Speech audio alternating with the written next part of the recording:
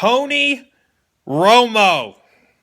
Okay, so he gave a press conference in which he addressed this idea that he was going to continue to stay on the bench. Okay? Big deal? No, not at all. Not to me, not to hardly anyone but Tony Romo and Dak Prescott probably. But let's be clear here.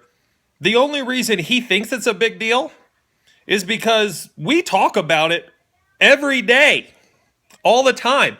Let's not be hypocritical here. Sports media drives these stories.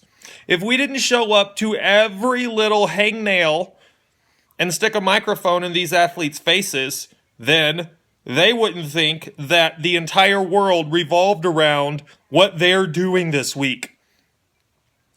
It's interesting and notable to the Cowboys organization that he's not going to be the quarterback, but it's not a big deal. Tony Romo hasn't accomplished very much.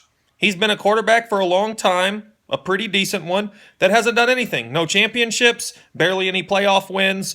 No one really should care.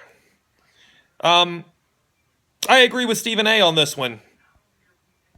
It's just not a big deal. Now, Max Kellerman at least is being consistent in saying that he thinks it's a big deal. Now, the day before, today, tomorrow, every day he thinks it's a big deal. He could not explain to us why he thought it was a big deal. His reasoning looked something like a fish flopping around on a beach, trying to explain why this is a big deal.